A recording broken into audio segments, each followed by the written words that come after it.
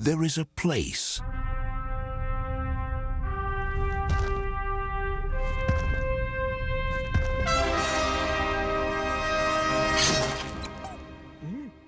where life is simple.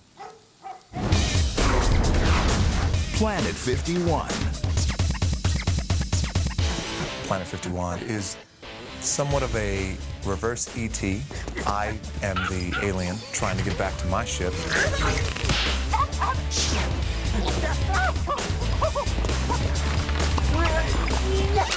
Lem is a young alien who lives on Planet 51 who runs into Chuck, the astronaut.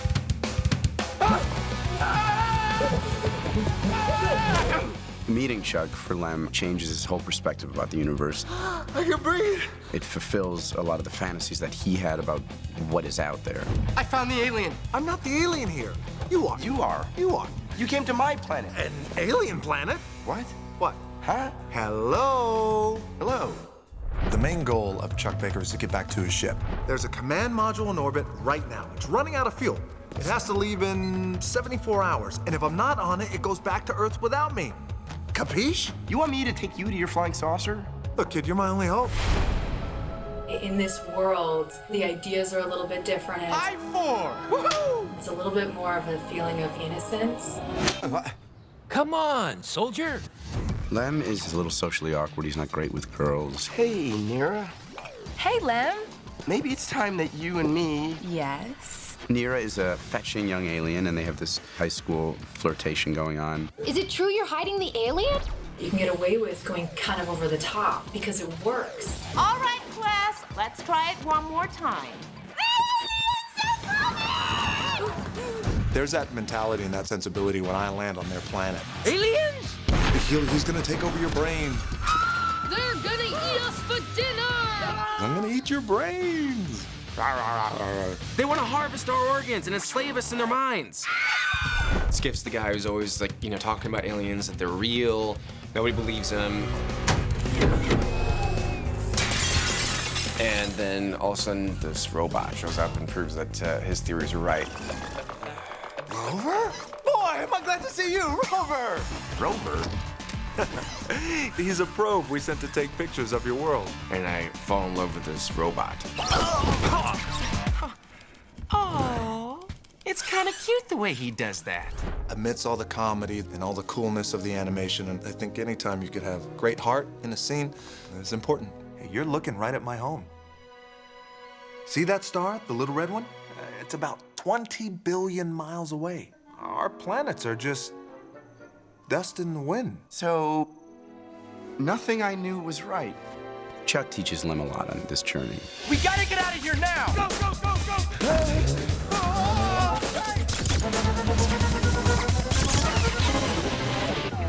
Oh, boy. Never in a million years would Chuck Baker thought that a little alien is gonna help him, and Lem teaches me a lot more than I teach him.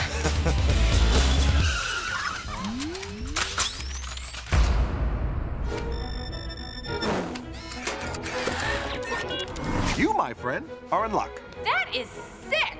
I totally called it! I really hope this doesn't affect our working relationship. The cast that we put together has really been amazing. Justin Long, Jesse Biel, Sean William Scott, John Cleese, and Gary Oldman. It's really been great, and what you really have to get used to is the fact that you are acting solely with your voice. In space, no one can hear you scream! Ah! Crush, kill, destroy. Crush, kill, destroy. Dwayne is such a pro, and he's very much about wanting to hear what's working, what's not working, and how to get it to be the best that it can be. Is there going to be thousands of aliens? Yeah. So, but does he see them, or is it a surprise to him? I rely heavily on the directors and the producers that we have in the room and the writer. Not so much as angry, as frustrated. That's right. Wanted to find a way to balance Chuck Baker's arrogance in a non-threatening way. And I thought maybe by making the voice a little higher. Quick, hotwire the car. Hotwire the who? When are you green goobers gonna evolve? When we began to hear the voice of our cast, I couldn't even believe that was so good. How did you get out? Good going, boy. Rover, can you find Chuck? Animation is something that I've always wanted to do because it's something that I grew up loving. So to be involved on Planet 51 is a thrill. We're gonna go get Chuck back to his ship now. I'll tell you what, we're gonna get Chuck back to his ship now. Tell you what it's gonna be. We're gonna go get Chuck back to his ship. Justin has this way of being soft and funny and getting across a lovability to Lem that was actually more than what we were hoping for. Nira, you have to choose.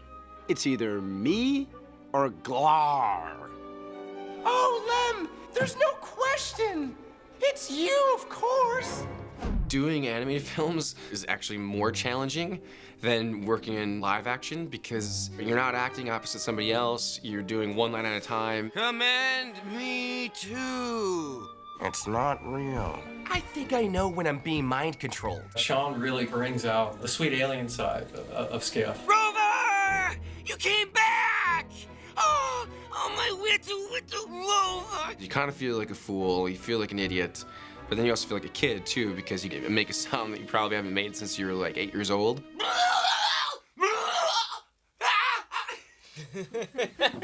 Maybe you start off with a higher voice quality and she's kind of a little bit more shy and a little more introverted. Lem, I was thinking. And then towards the end, she's got some attitude and you have to bring like a tougher quality into your voice. Questioning like, why are you doing this? Okay. Oh, I thought you were after the alien. That's not what's going on. Then what is? When you really go for it, I feel like you can connect with an audience more. It's funnier, it's sillier.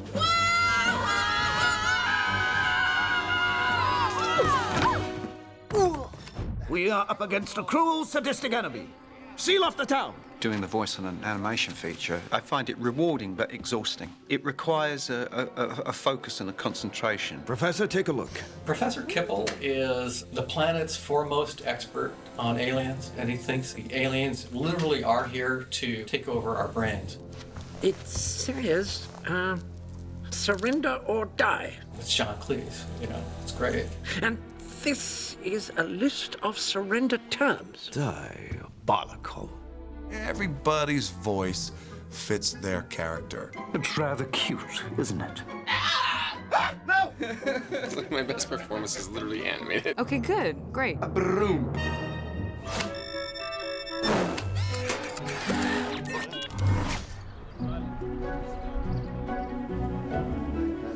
Traditionally in Spain, there hasn't been a big industry in animation, so our three directors actually came from video games. Maybe you can do it a stretch. Video games is very boring compared to making films. We worked like for 6 months to get a storyboard put together.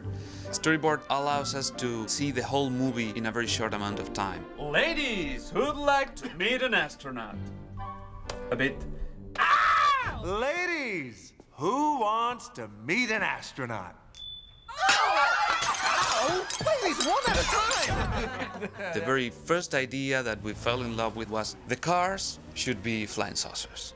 And when we saw the very early designs, we fell in love with that so much that we decided to design the world like that. So everything was round, all the houses are round, the rocks in the desert are round, and even if you see the world from outside, you see the round shapes.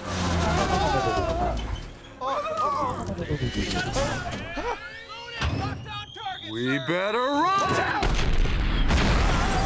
We have to work with a lot of fire explosions and sparks and electricity effects. So we had to put all the fire around the environment.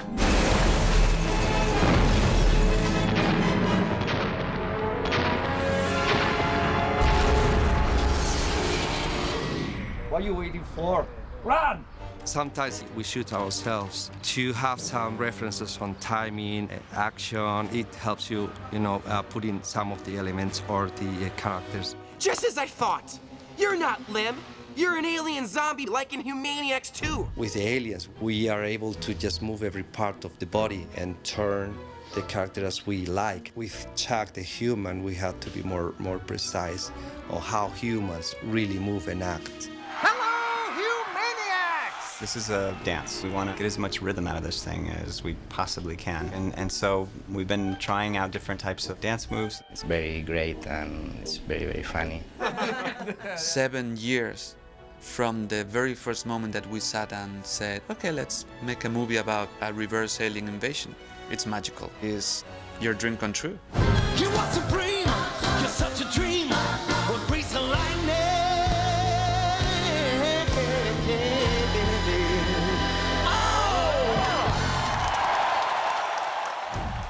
You're going with me? Mm-hmm. Hang on, Chuck. We'll find you. This is amazing! I think this movie's gonna be huge. I really think it's gonna be something that people are gonna be talking about for a long time. And it's just so phenomenal. Open wide, or the big bad monster will get ya. It's fun, very playful. Where's your master? Talk! It's going to be a blockbuster. I think it's going to be terrific. 3, 2, 1.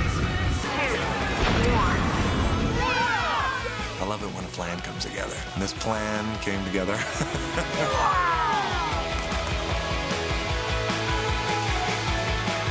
All right, everybody, bye. It's been a lot of fun. Check my blog, by the way.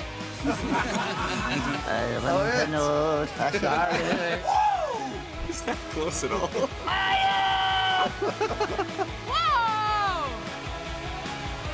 Is that terrible? It all seems so brilliant to me. No. Don't go there. Girlfriend. You got it. You got it. You really got it. I think we're good. Are we good?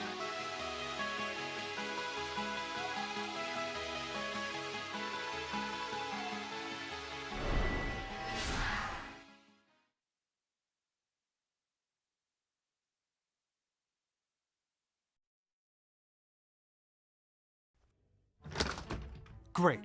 Just great. This is a disaster. A total disaster. Could not have been worse. It's my point exactly. That look on Nira's face. Whoa, whose disaster are we talking about? Stranded astronaut in the house? Let's keep our eye on the prize. The clock is ticking, Sonny. Lamb, dinner. I'm not hungry. Who is with that disgusting alien running around? Disgusting? What was that? Just the TV. I happen to be People Magazine's 19th sexiest man alive. It's the suit that makes me look fat. Look, I said I'd take you to your flying saucer, okay? Well, there it is. Now leave.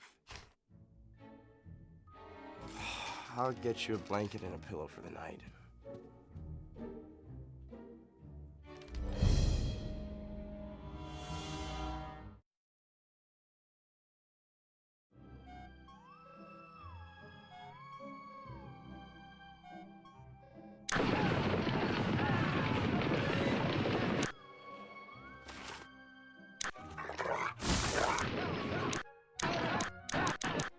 Great.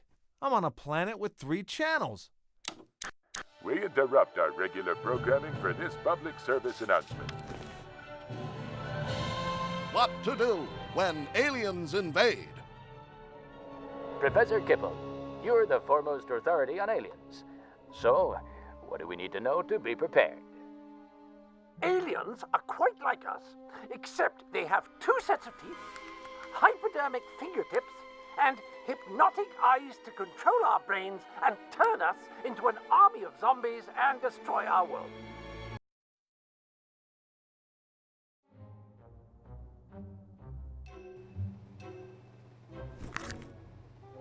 Why do we have to hide him here?